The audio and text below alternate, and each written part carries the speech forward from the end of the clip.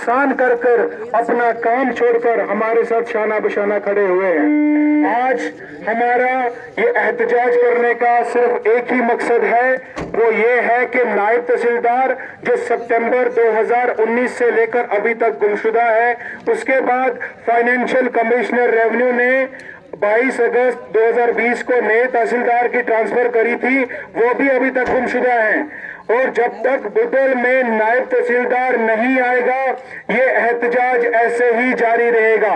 हमें कोई सब्ज बाग दिखाने की कोशिश ना करे, ना ही हम किसी के सब्ज बाग देख के जो है वो अपना एहतजाज खत्म करने वाले हैं। बात बिल्कुल साफ है, मेरे बुदल की आवाम जो है वो 99% जो आवाम है वो बिलो पॉवर्टी लाइन है।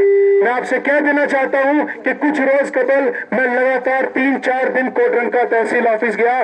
मैंने हमारे बुदल के कॉलेज के बच्चे बच्चियां देखी, वो किस तरह से धक्के खाते हुए 200-200 रुपए 400-400 रुपए दे के अपनी डोमिसाइल सर्टिफिकेट्स बनवा रहे थे, अपनी इनकम सर्टिफिकेट पे साइन करवा रहे थे और अपना एफिडेविट बना रहे थे।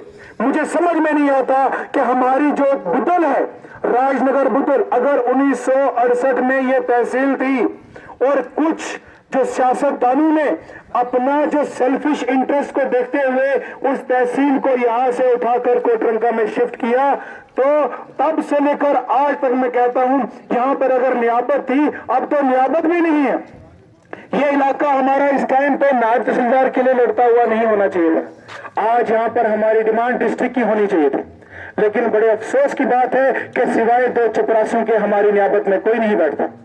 और छोड़ के पटवारी भी, जो भी पटवारी यहाँ पे डिप्यूट है वो भी सीधा कोटरंका जाते हैं। मेरी बात सुनिए भाइयों, कोटरंका में एडीसी बैठता है, कोटरंका में तहसीलदार बैठता है, कोटरंका में नायब तहसीलदार बैठता है, कोटरंका में कानून को बैठते हैं, कोटरंका में सारी तहसील कोटरंका के और जितने भी ब्लॉक्स हैं उनके सारे के सारे जितने भी ऑफिसरान हैं, जितने भी मुलाजिम हैं, जितने पटवारी हैं, वो सब बैठते।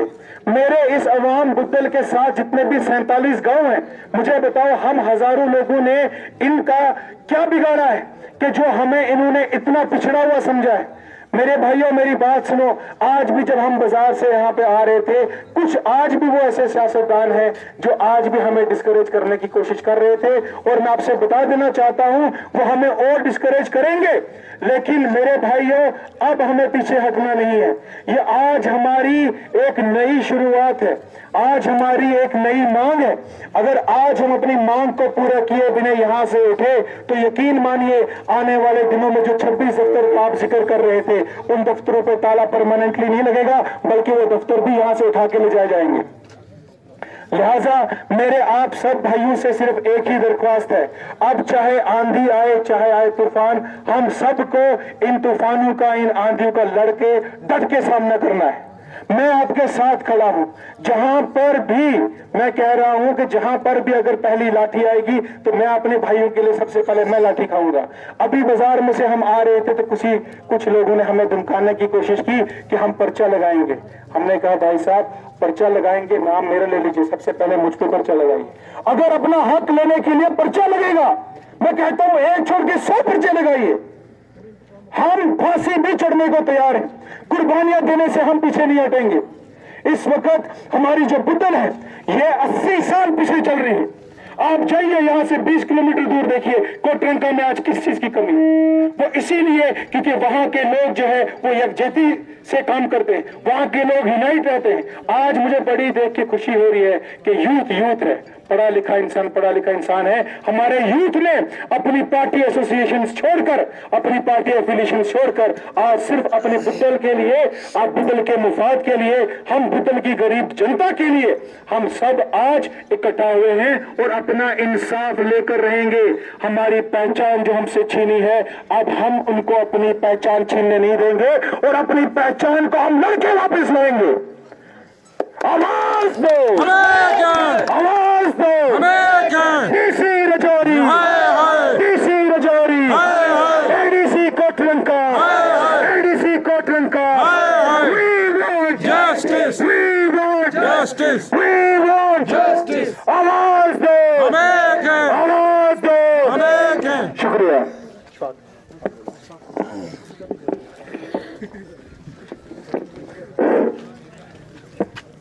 मेरे भाइयों अस्सलाम वालेकुम, आदाब, नमस्कार। आज हमारा मकसद आज तहसील का नहीं है।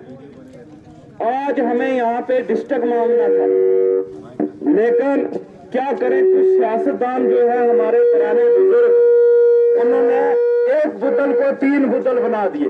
बोतल ए, बोतल बी तो बोतल सी। शम। आज अगर 1 महीने भी हमें यहाँ पे बैठना पड़े तो हमें दुख नहीं है, क्योंकि आज हमें यहाँ पे परमानेंट नायब तहसीलदार चाहिए। यहाँ पे जितने भी हमारे बुतल के बुजुर्ग हैं, मेरी उनसे रिक्वेस्ट है कि वो अपनी अपनी दुकानें बंद करें और हमारे साथ यहाँ पे आए। हम भी कारोबारी हैं, हम भी कारोबार करना जानते हैं, और हम अगर बैठे हैं तो उनको भी बैठना चाहिए। जितनी भी मेरी यंग यूथ है, जितने भी मेरे भाई हैं, हम यहाँ पे बैठेंगे। हमने इनसे हमारा यही मकसद है कि यहाँ पे डीसी आए और हमने उससे एक ही चीज पूछनी है कि आप बताओ कि इतना इग्नोर हमें क्यों कर रहे हो। अगर हमारी बुतल थी यहाँ पे, राजनगर बुतल थी, तो आज यहाँ पे बुतल को 3 बुतल क्यों बने।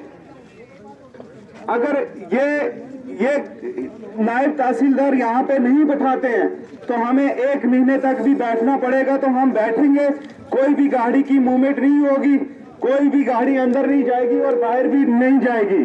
कोई भी बंदा जो है वो अगर कोई भी करता है, कोई दुकान खोलता है, तो वो अपनी दुकान का खुद जिम्मेदार होगा अगर कोई भी नुकसान होता है।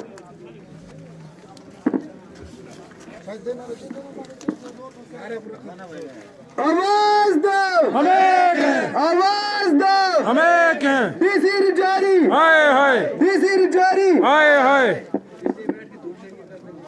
अस्सलाम वालेकुम।